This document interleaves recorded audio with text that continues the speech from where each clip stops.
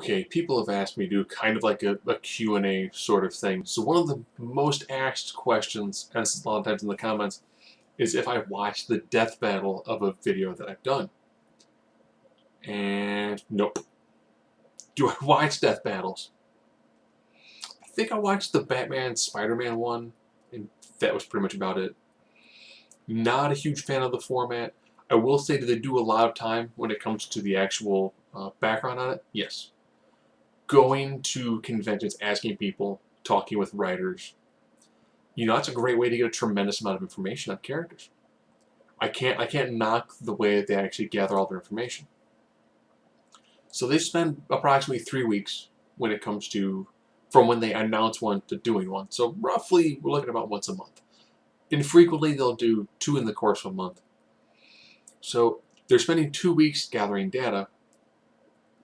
And it also helps too that they have 2 people who I'm pretty sure a large portion of their time at Screw Attack is dedicated to doing that.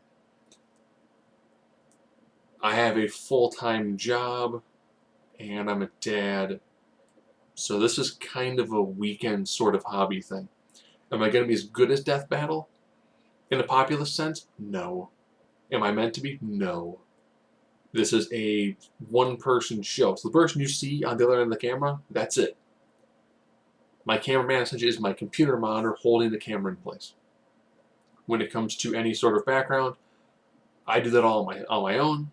Whether it's hitting, comic finds, different battle forums, just to give me some sort of idea of, okay, some people are saying, it's this guy and it's a stomp. They're going to say, it's this guy and it's not quite a stomp.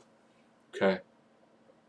I always go to get some really high-end feats on certain specific characters. Now, sometimes you're looking at ones where it's, I like this character because X, Y, and Z. Okay. The big issue with a lot of characters is that they've had thousands upon thousands of appearances in comics. If you look at Superman alone, look just at Action Comics, he's not in all of them, but at about 987, give or take. He's probably been about 960. So there's 960 individual moments of one character in one comic. Not including Superman, not including Man of Steel, not including Justice League of America, and all those ancillary titles.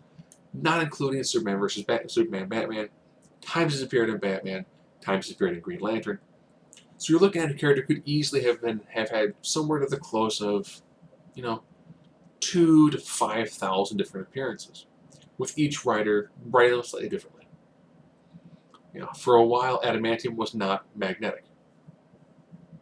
Then it was. Now it kind of is. Okay. For a Green Lantern, it used to be they could not affect anything that was yellow. Well, first it was wood, then it was yellow. But while Hal Jordan was stuck inside a yellow energy sphere, he was able to use his ring to manipulate the air molecules on the other side to make a clock go faster, because instead of being based on a fuel tank like it is now, it was a 24-hour time period. So Sinestro trapped Green Lantern in a ball and was like, in 24 hours I'm going to kill you.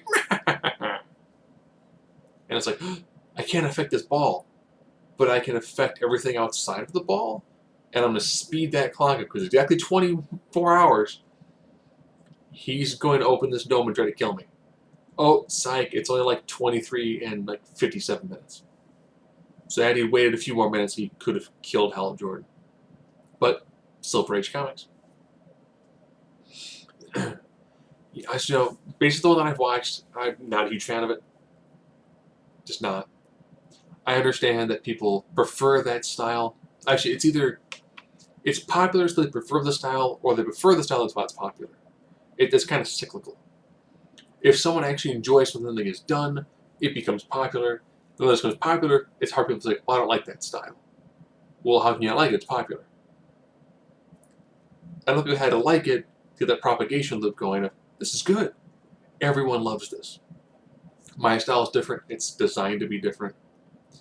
I can't do what they do, predominantly because it's just me. Do I miss things on characters? Yes. Do I occasionally take characters from very unique and specific times? Yes. Do I occasionally describe characters as using movie and TV versions of them? Yes. And then do I get a bunch of comments saying that I should watch the death battle on it, even though they focus on a comic book related character, and I'm focusing very specifically on a very defined moment.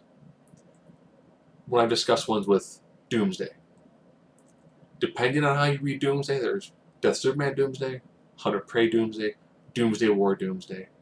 There was the time when Doomsday became intelligent, and then later became Super Doomsday, where he was Superman's primary ally during the time he was captured by Gog, after the War of the Army of Gog. Okay? And there's the newer version that's essentially kind of a Freddy Krueger-esque idea that then Superman inhaled and became Super Doomsday. Okay? You might notice there's a lot of variations on one character. So depending on which version you take, you can't, if you combine all of them, well, at its height, it's Hunter Prey. But after that, things around Emperor Joker time, or shortly after, Lex Luthor is president, and Superman is able to one-punch Doomsday.